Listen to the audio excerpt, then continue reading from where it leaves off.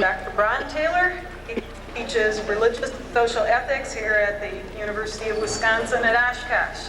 So come on up.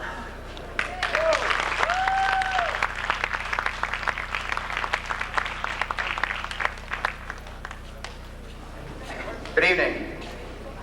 John Muir, the great environmentalist raised in Wisconsin, once said, "I have precious little sympathy for the selfish propriety of civilized man, and if a war of races should occur between the beasts and the Lord man, I would be tempted to sympathize with the bears." According to our speaker tonight, that day has arrived. During the 1970s, Dave Foreman was a lobbying coordinator for the Wilderness Society. But he became disillusioned with the mainstream environmental movement, on the one hand, because too often it was ineffective, on the other hand, because of its willingness to compromise over what Mr. Foreman considered to be fundamental values. In 1980, he left the Wilderness Society to co-found Earth First, a militant preservation group. Mr. Foreman represents a growing number of environmentalists who believe that Earth is intrinsically valuable. That is, it is valuable in and of itself. Its moral value is not grounded on its usefulness to human beings. Foreman asserts that we need to re-sacralize the earth, to see it as sacred, and thereby extend moral concern beyond human beings to earth in all of its diverse splendor. He further believes that the ongoing desecration of earth justifies and even requires civil disobedience in its defense, especially sabotage of industrial enterprise which destroys wilderness. He believes such direct action in defense of the wild is necessary and can be justified as self-defense on the part of Earth. Arrested last spring by the FBI for alleged conspiracy to commit ecological sabotage, Mr. Foreman is now awaiting trial. Transcripts from secretly recorded conversations among FBI agents, which were only recorded because an agent infiltrator forgot to turn off a tape recorder, show clearly that the FBI's intent, beyond simple crime fighting, was to silence Dave Foreman and Earth First. However we end up evaluating the ethics of the Earth First movement, we ought to recognize that whenever the nation state takes action to infiltrate and silence dissident groups, we ought at least to hear out such groups. The FBI has a blemished record when it comes to being on the right side of free speech issues. We need only look, for example, at the FBI campaign to discredit and silence Dr. Martin Luther King Jr. We need to consider carefully whether Mr. Foreman and those like him have a timely message, or rather, if their message ought to be denounced or ignored. However we evaluate Mr. Foreman and Earth First, this movement poses questions which require an answer.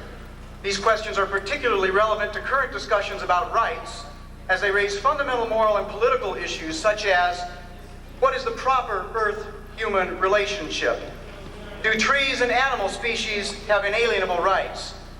What means are morally permissible in promoting proper Earth-human relationships?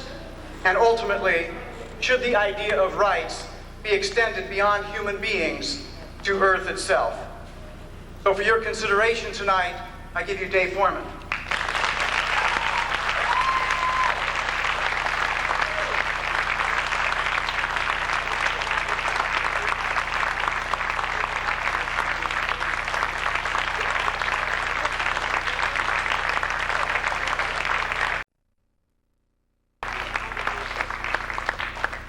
Well, I'm going to try to avoid using this thing here.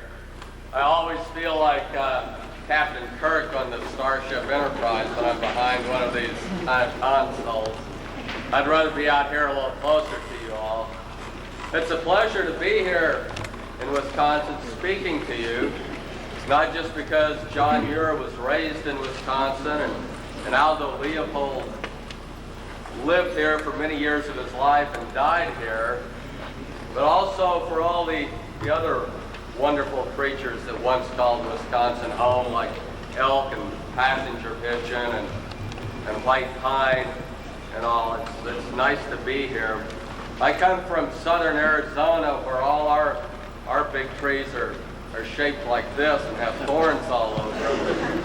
So it's always nice to get to some place where there's green. You know, in southern Arizona, yellow is green to us. And so it's nice to see the North Woods, however dismembered they are. My,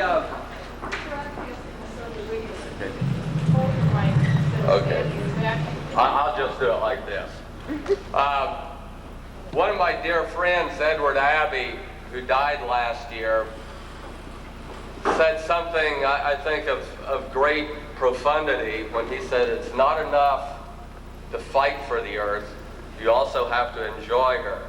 So be as I am, a part-time zealot, a half-hearted fanatic. Run the rivers, climb the peaks, encounter the grizz. Don't just work all the time.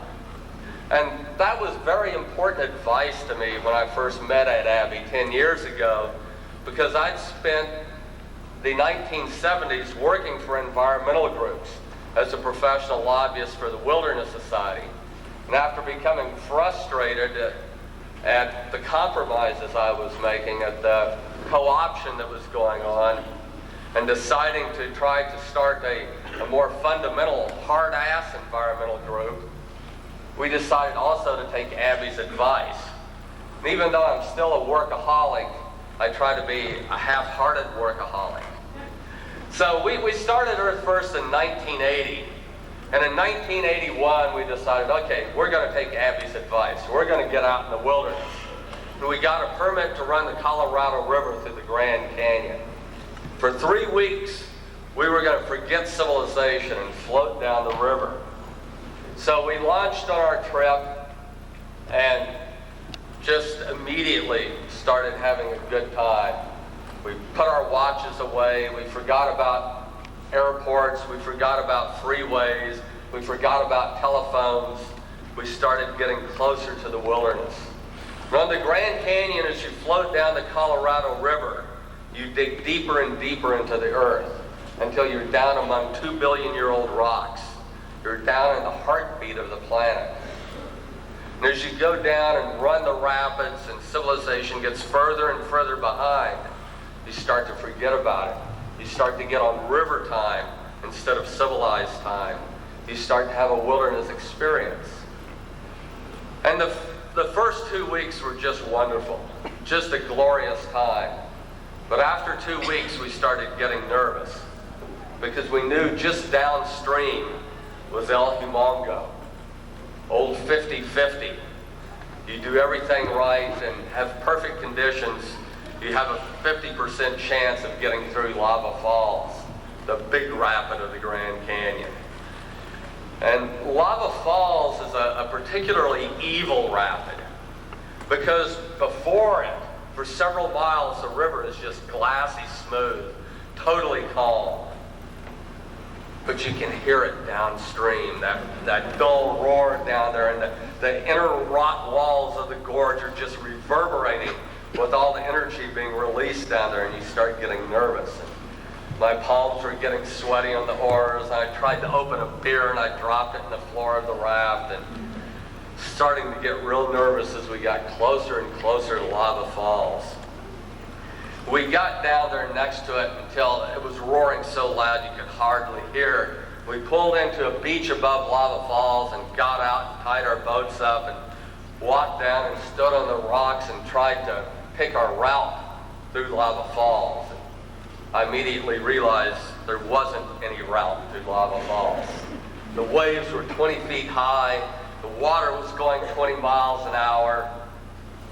I mean, there was only one thing to do, and that was to get into the raft and just sort of close your eyes and go for it and hope you came through it okay. But I knew I had to sit down there on the beach for a couple of minutes and relax, and we pulled out a couple of six-packs.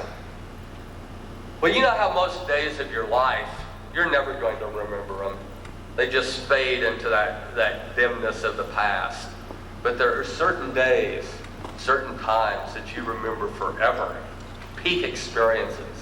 And running Lava Falls is one of those days. You never forget it. That whole day just remains crystal clear in your mind. We had all this adrenaline running through us, and we were just getting ready to throw our lives against the Colorado River, and we were scared shitless. So we were sitting there trying to have a couple of beers to calm down the adrenaline. As we were sitting there, another bunch of rafts came down the river and pulled in and tied up. The boatmen got out. It was an official Park Service float trip. The rangers seemed like really nice guys, and they went out to scout the rapid. But hey, they had this passenger with them. I mean, they had this absolute geek along who was obviously really uncomfortable in the wilderness. I mean, he just was not a happy camper. He had on a lime green polyester western cut leisure suit for one thing, and these cowboy boots that looked like they were made out of some kind of endangered lizard. He just was not happy, but he looked familiar. I knew I'd seen this guy before, but he was really spoiling our experience. He was walking up and down on the beach. I hate to paddle. I hate to walk. When's a helicopter going to get me out of Grand Canyon Park? And this guy started spoiling our wilderness experience. He was really being a jerk. He was getting really pissed off. But I knew I'd seen him before. I mean, there couldn't be two people that ugly. I mean, he was totally bald, had these glasses that looked like they were made out of a 1955 Coke bottle bottom. I kept watching him walk up back and forth on the beach, trying to figure out who he was. I finished my beer and I got another one and I opened it, took a sip, kept watching him. All of a sudden, it dawned on me who he was. I jumped to my feet, threw my beer down, said, "You're Jim Watt!" And everybody with me jumped to their feet and I said, "Sit where you are! Leave him to me! He's my mate!" And I threw my hat off and said, "You lay there till the suffering's over with." And I threw my life jacket off and said, "You lay there till the chawing up's done." Woo! I'm the old original half-grizzly, half-wolf, half-rattlesnake corpse maker from the wilds of Wyoming. I'm the man they call Summer Thunder and Sudden Avalanche. Woo! Look at me! Scarred by a hurricane, damned by an earthquake, half-brother to the cholera, nearly related to the smallpox on the mother's side. Why, I take 19 all-executives and a barrel of whiskey for breakfast when I'm in robust health, and a dead bulldozer and a bushel of dirt bikers when I'm ailing. Woo! I crack Glen Canyon Dam with my glance, and I squinch the sound of all rigs when I speak. The blood of timber executives is my natural drink, and the well of dying forest supervisors is music to my ears. So bow your neck and pray, you half-human, land-raping, anti-environmental scumbag, because I'm about to eat you for lunch.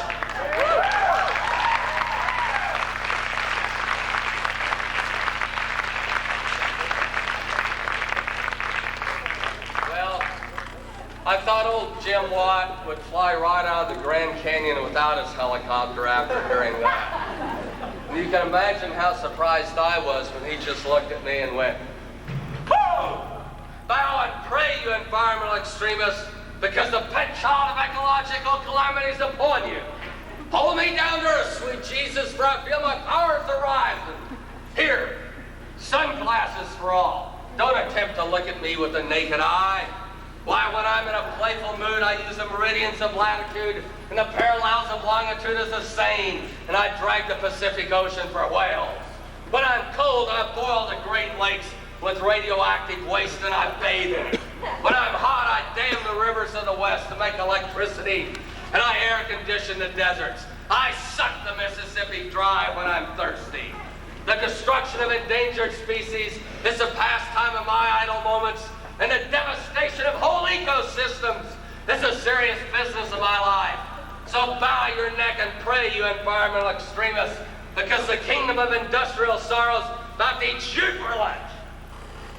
Well, I learned something from that encounter. Rhetoric is not enough.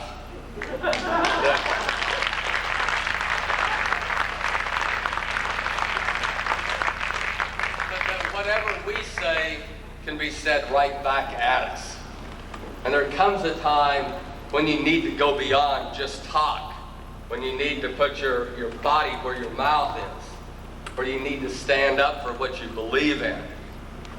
And unfortunately, and it is unfortunate, in the most profound sense of the term, there's never been a day when that has been more true than today.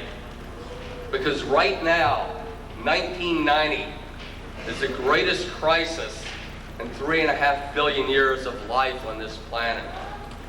The leading biologists in the world tell us that there has never been a rate of extinction of species like the one today. Not even 65 million years ago, when the dinosaurs became extinct, has there been an extinction rate like today's.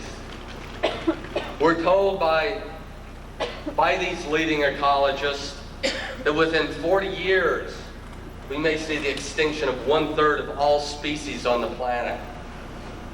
We're told that soon after the turn of the century, the only large mammals left will be those we choose to allow to exist. And recently, Professor Michael Soule, the founder of the Society for Conservation Biology, told us that vertebrate evolution may be at an end because of human activity. I mean, think about that for a minute. Let it sink in. And that's the kind of stuff that makes my blood run cold. You don't want to think about it too often. It's a bummer. But it's what's happening today. We are destroying this planet. For 3.5 billion years, life has been developing on Earth, branching and blossoming and flowering into all kinds of incredible forms, creating complex, intertwined ecosystems. And in the space of 1 or 2 human generations, we are going to truncate that flowering, just lop it off. And that makes us the most important group of human beings ever to live. For 100,000 years, our species has been on this planet, Homo sapiens. But there has never been a generation of Homo sapiens as important as we are. Because it's our decision, yours and mine, today, what the future is going to be. Not just for 100 years, or 1,000 years, or 1,000,000 years, but for 1 billion years. Because we are going to determine whether all these branches of life that have evolved over 3.5 billion years are going to continue, or whether they're over. Are there going to be large mammals? Are there going to be tropical birds? Are there going to be redwoods and coral reefs and tropical rainforests? Or is the life of the future going to be depauperate? Are we going to have to start over with cockroaches and Norway rats? That's a choice we face today. I think it's useful for us to step back a little while and see that what we're in the middle of today has been going on for over 100 years. In 1840, my great-grandfather, whose name was David Foreman also, was born in the wilds of Kentucky. 10 years before he was born, in 1830, John James Audubon sat on the banks of the Ohio River. And for 3 days, the sky was dark from horizon to horizon as a single flock of passenger pigeons flew overhead. There were several billion birds in that flock. The early settlers in Wisconsin told of the same thing occurring, of the sky being dark from horizon to horizon from one flock of passenger pigeons. The last passenger pigeon died in 1914 in the Cincinnati Zoo. Her name was Martha. She's stuffed today and behind glass in the Smithsonian Institution. Today, the United States Forest Service and logging companies are destroying the last of the giant forests of North America on the Pacific coast, where 300-foot-tall Douglas fir trees are crashing to the ground. Only 5% of that ancient forest remains. In Northern California, only 4% of the redwood forest remains. And over half of it is owned by one man, Charles Hurwitz, who's liquidating it all to pay off a Wall Street debt. But just a few hundred years earlier, in New England and Massachusetts and New Hampshire, there were white pine trees that grew over 220 feet tall. We think of the scrub forest there today. And as you came over the Alleghenies, there were tulip poplars in the Ohio Valley that were 200 feet tall. There were American chestnuts that spread their boughs over a quarter of an acre. There were elk, there were wolf, there were eastern panther all through the eastern United States, here in Wisconsin. Bison were as far north, as far east as New York State. On the Great Plains just west of here, there were 60 million bison, 40 million pronghorn. Huge grizzly bears all the way to the Mississippi River. Packs of wolves. And where is it today? What have we done to it? And what are we doing today? Since 1960, 40% of the Central American rainforest has been logged to create beef pasture for fast food chains in America. Just goes on and on and on. And not only are we destroying species and ecosystems pell-mell, but we are beginning to have systemic impacts on the whole life support system of this planet. There's DDT in the penguin blubber in the Antarctic. There's radioactivity in the blubber of narwhals in the Arctic. We're destroying the ozone layer. Acid precipitation is destroying forests throughout the northern hemisphere. The greenhouse effect. You begin to wonder, where's it going to stop? What can you do? Where do you even begin? And I think that's one of the things that prevents us from beginning, is that we're so overwhelmed with the crisis around us that we don't know where to start. And my message is just start somewhere. Start doing something. Try to get styrofoam banned from your campus. Start recycling. Try to work on preserving the wild places on the Chequamegon and Nicolet National Forest. Do something. But I think the first step in changing this crisis is an idea. Because fundamentally, it's an idea that's gotten us where we are today. It's the idea of land as commodity. Gifford Pinchot, who started the U.S. Forest Service, once said there are only two things on earth: human beings and natural resources. I think many of the captains of Wall Street today would say there's only one thing on earth: natural resources. And guess what? They think we're resources now too. The industrial world seems to think that all the natural world is a smorgasbord table lined up for us, that there's a magic kitchen somewhere in the background putting new dishes out on the table. And it's all for people, particularly for white upper middle class people in North America and Europe, and for Japanese males. That's the idea that drives the world today, the idea of land as commodity. But the genius of John Muir was his central insight that everything's connected, that it's all tied together, that all species have traveled that same 3.5 billion year path of evolution, that we're all related, that we've all come the same way, that human beings have no divine mandate to totally conquer, use, chew up, pave, and spit out every square inch of the planet.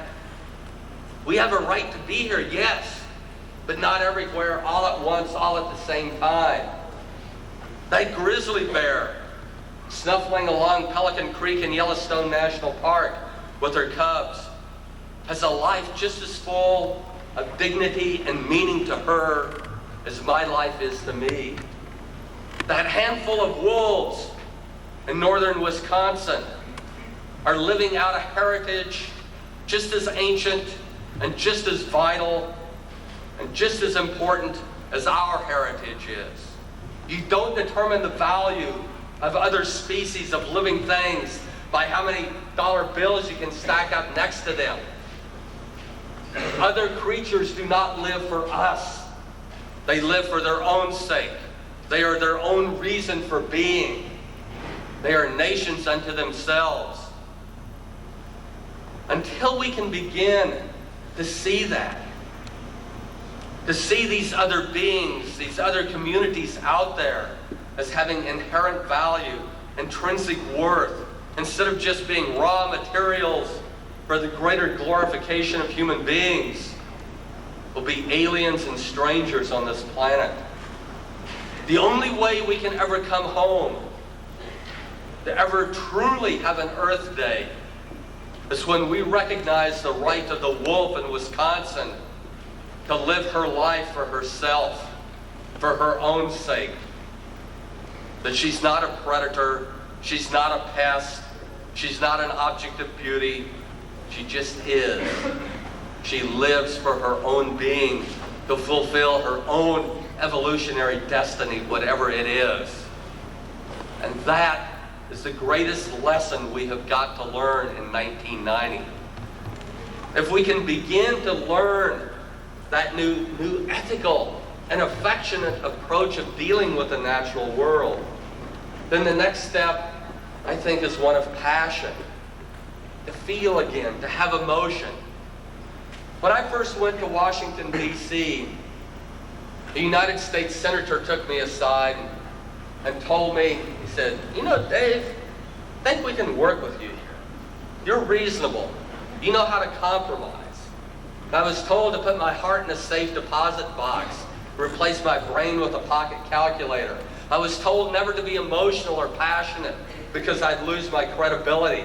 To only use facts and figures. Don't be emotional, they told me.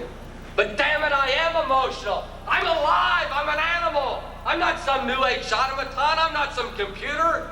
I don't have silicon chips up here. I'm alive. The winds of the earth fill my lungs. The oceans run through my veins. The mountains make my bones. When a chainsaw rips into a 2,000-year-old redwood tree, it's ripping into my guts. When an exploding harpoon from a Japanese whaling ship explodes into the heart of a great whale, it's my heart that's being blown to smithereens. When a bulldozer rips through the Amazon rainforest, it's my guts that are being cut out. Because I'm the land and the land is me. And I'm alive and I connect with it.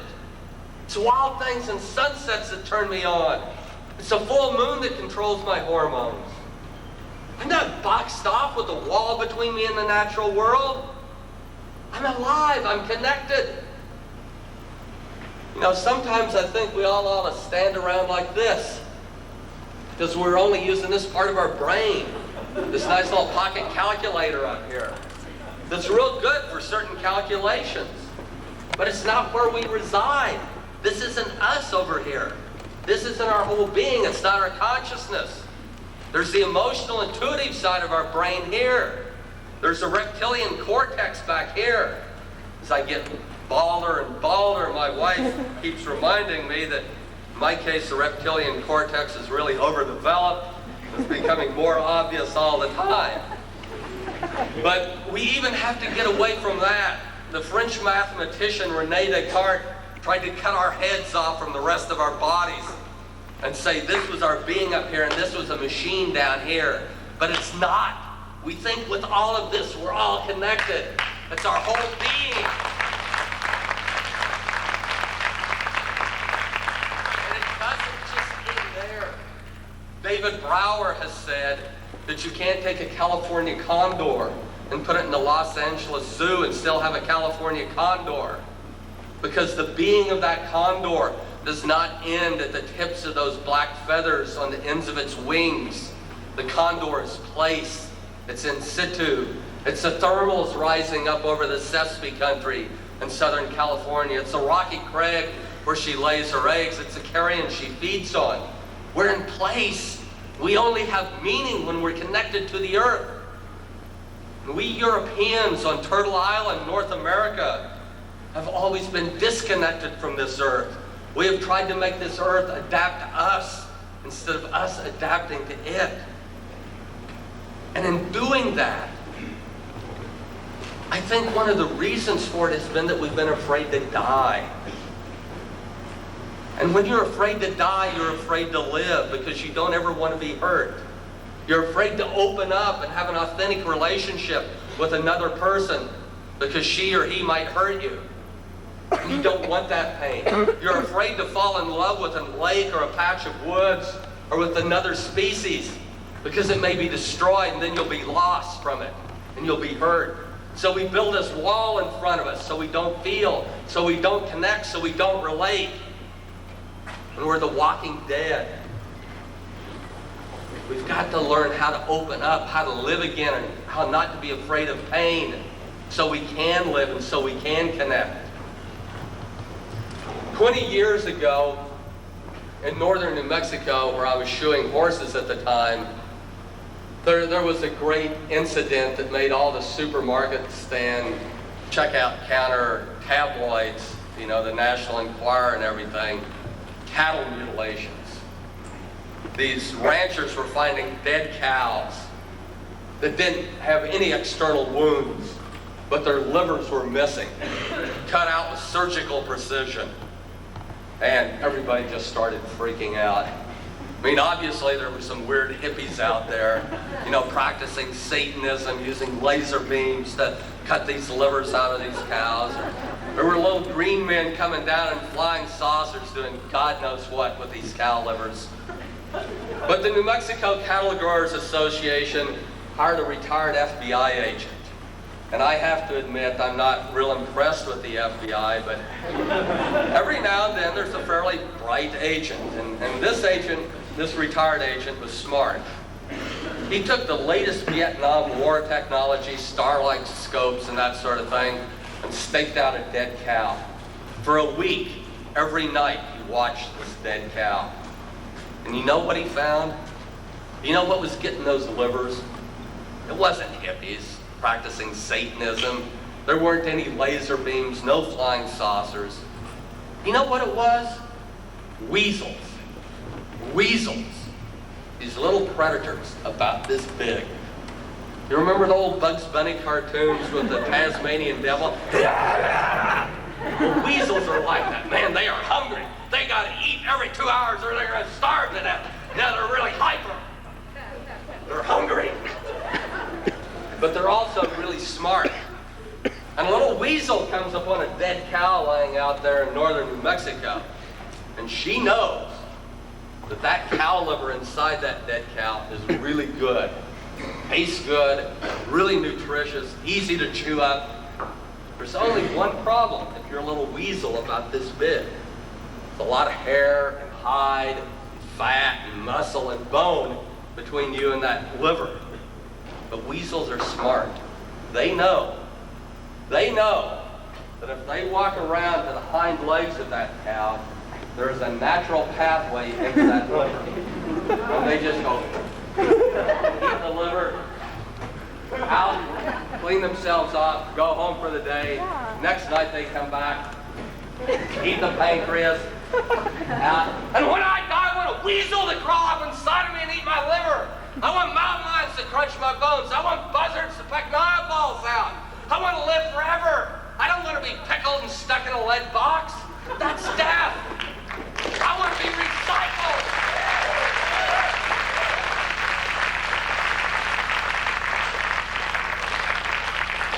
I've been taken from the food chain all of my life.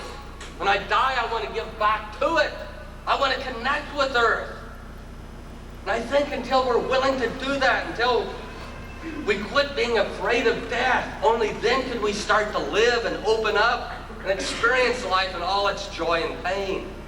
We have to have that emotional, that passionate identification with the natural world, that sense of being part of it, of belonging.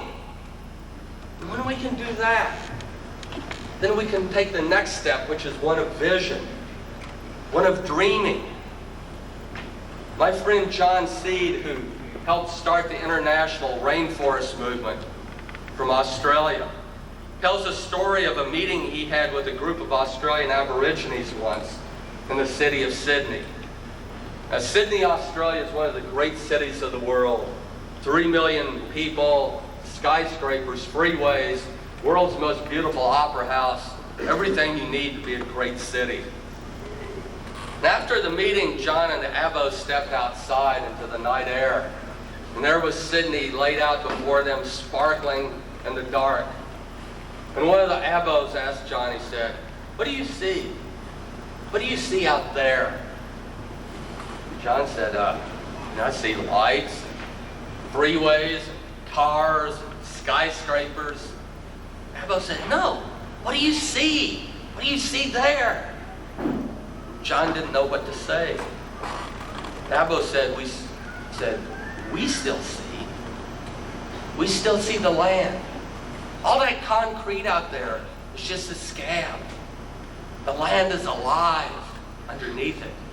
We know where the eucalyptus forest would grow, where the streams would flow, where the platypus would dig her den, where the kangaroos would graze. It's only been away from the wild world for a few centuries. In Wisconsin for a little more than a century. Can we dream back to that state? Can we go out on a moonlight night in western Wisconsin, put our ear to the ground, and hear the hooves of all those ghost bison? Here in Oshkosh or Madison, can we go out at night and hear the howl of the wolf from 100 years ago hanging on the night air? Can we go up on the Nicolet and Chequamegon National Forest and see the ghost outlines of the great trees that were here 100 years ago before the timber companies came and ripped it and stripped it and moved on to Oregon and Washington? Can we see that wildness? Can we hear it in our dreams? Can we connect with it? Can we see beneath the scab? And more importantly, can we do something about it? A group of botanists in Wisconsin has said that 140,000 acres on the Chequamegon and Nicolet National Forest should be managed to return to old growth conditions. And the Forest Service says no, that goes against the dominant paradigm. Can we see that happening?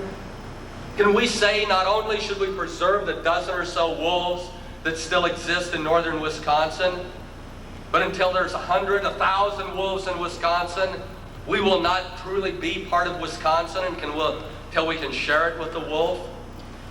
Can we propose to return the elk and the bison to Wisconsin? To see true wilderness come back here? Can we talk about a Great Plains National Park with bison and wolf and elk and wild Lakota Sioux again, instead of cornfields and fenced cow pastures? Can we begin to dream that? Can we look on Glen Canyon Dam on the Colorado River and say that dam should be torn down? Let the river flow free again, let it restore itself? Can we begin to restore the earth? Can we say, let's put the nuclear genie back in the bottle? Let's forget how to split the atom? We don't have to take the world the way George Bush and Exxon and the Pentagon and corporate Japan hands it to us. It's time that we dreamed of the world the way it should be and began to work for it.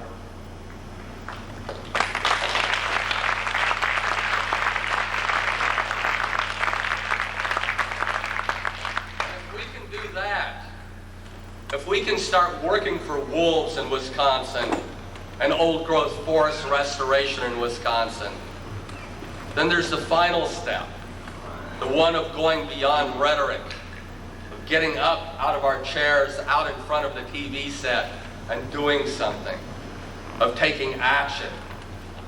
In 1848, Henry David Thoreau was thrown into Concord jail for refusing to pay his poll tax to support the Mexican War. The next morning, Ralph Waldo Emerson walked down to bail him out. Emerson said, "Henry, what are you doing in there?"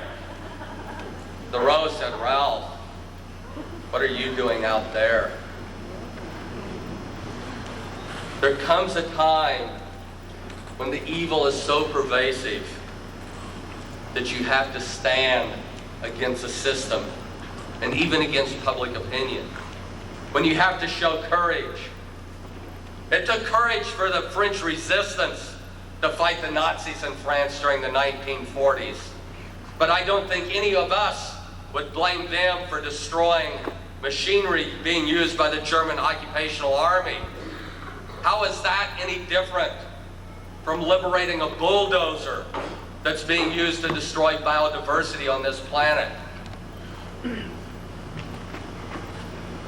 It's time for some of us to stand up, to put our bodies between the machine and the wilderness, to stand up for life against the machinery of death. Not all of us are willing to go to jail in committing civil disobedience, like people are going to do this summer in Oregon and California and Washington, and the Mississippi summer in the Redwoods, committing civil disobedience to stop the Forest Service and timber companies from destroying the last ancient forest in North America. But some of us need to be there. Some of us need to go to jail. Some of us need to put our bodies on the line there to try to save those great forests. If you can't do that, if you can't commit civil disobedience here in Wisconsin to stop nuclear waste dumps, there's still lots of things you can do. Believe me, it took courage for the botanists in Wisconsin to propose that part of the Nicolet and Chequamegon National Forest be returned to an old growth state. It took courage for the forest supervisor in the Nicolet to support that until he was turned down by the regional forester. Out in Oregon, a timber sale planner for the Willamette National Forest, Jeff DeBonis, saddened at what the Forest Service was doing to the ancient forests, wrote a letter to the chief of the Forest Service saying we're doing wrong. The Forest Service should be in the forefront of conservation, not the enemy of conservation. And DeBonis started an organization called the Association of Forest Service Employees for Environmental Ethics. There are several thousand employees of the Forest Service who have joined that group now. It is causing a revolution within the Forest Service. But it took incredible courage for Jeff DeBonis and his friends to stand up against the dominant worldview in the Forest Service. It takes courage if you live in a big city or even a small town to stand up against new freeways, against additional shopping malls. It takes courage sometimes to try to recycle. It takes courage to tell your kids not to watch so much TV. It takes courage to throw the TV out the window, and that might be the one thing that's not recyclable.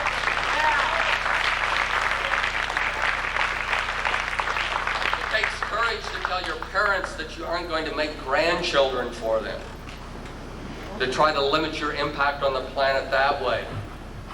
It takes courage to live on this earth, recognizing that your life is not the most important thing in your life. It takes courage to stand up and say the emperor doesn't have any clothes on. And I don't want to tell anybody what to do. I'm not going to tell you to go out some night with your parents' permission and pull up survey stakes, or to go find a bulldozer and ask yourself, this bulldozer in the Chequamegon National Forest that's going to blade a road into a roadless area, what's it made out of? Made out of iron ore. It's part of the earth. It doesn't want to be destroying the earth. If I return it to iron ore, I'm just helping it find its own true Dharma nature. It's Buddha.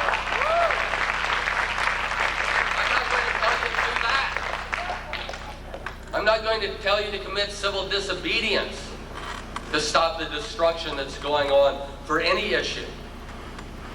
But I want to encourage you to do something. Pay your rent for the privilege of living on this beautiful blue-green living earth, this oasis in the blackness of space. Write letters to your members of Congress. Recycle. Go to hearings. Stand up. Be counted. Cut your energy consumption. Live lower on the food chain. Do something. Do a lot of things, but start somewhere and do it now. We don't have any time left. 80 years ago, a young man graduated from the Yale School of Forestry. with one of the first master's degrees in forestry in this country. His name was Aldo Leopold, and he went on to write what I think is the most beautiful and important book written in this century, a Sand County Almanac. But in 1909, Aldo Leopold caught a train for the territory of Arizona to go to work for the newly created United States Forest Service. His first job was on the Apache National Forest in the White Mountains of eastern Arizona, which at that time was a vast wilderness, rolling meadows, deep conifer forests, rushing streams, and isolated peaks. There were no roads on the Apache National Forest, but the Forest Service wanted to log the Apache National Forest someday, 30, 40 years in the future, when they had roads. And so Aldo Leopold's first job was to cruise timber, to inventory the timber volume out there. So he would go into the wilderness for 2 weeks at a time on horseback with a group of men. And they would count trees and calculate standing board feet. In a Sand County Almanac, many years later, he wrote about one of those trips and how he and his crew had stopped for lunch on a rocky rimrock overlooking a rushing stream. And as they sat there eating their lunch, they saw a large animal ford the stream. They thought at first it was a doe, but when they saw a bunch of wolf pups run out of the willows on the other side of the stream, he realized it was an old she-wolf. Well, in those days before World War I, any wolf you saw was a wolf you shot. So Leopold and his men ran to their horses and pulled the 30-30s from the scabbards. If any of you have ever hunted, you know how difficult it is to aim downhill. But they fired enough rounds, enough lead went down the hill, and the old wolf dropped. One of the pups grabbed her crippled legs and dragged back into the talus slope to die a slow death. And Leopold and his men mounted up and rode down the hill to finish their job. And he later wrote, "We reached the old wolf in time to watch a fierce green fire dying in her eyes. I realized then, and I've known ever since, that there was something new to me in those eyes, something known only to the wolf and to the mountain." I was young then and full of trigger itch, because fewer wolves meant more deer. I believed no wolves would mean a hunter's paradise. But after watching the green fire die, down the mountainside and fades into the far blackness of the night, it's a cry of wild, defiant sorrow, of contempt for every adversity on the earth. And it is. The howl of the wolf is a cry of defiance. It's a cry of sorrow. It's a cry of contempt for adversity. But it's something else too. The howl of the wolf is a cry of joy. It's a sign that there's a party going on. No matter how bad it gets, how many trees come down, how many wolves are shot, no matter how miserable it gets, we've got to keep that joy. We've got to keep listening to that goose music overhead. We have to take delight in the comradeship of our friends. We've got to keep that spirit of joy and love alive in us as we fight. We've got to be happy warriors, not warriors full of hate and misery, but happy and joyful, but defiant.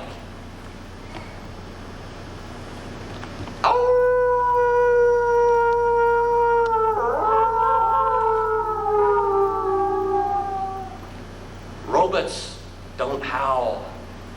Computers don't howl. But free women and men who love Earth howl. Don't ever let them take that from you.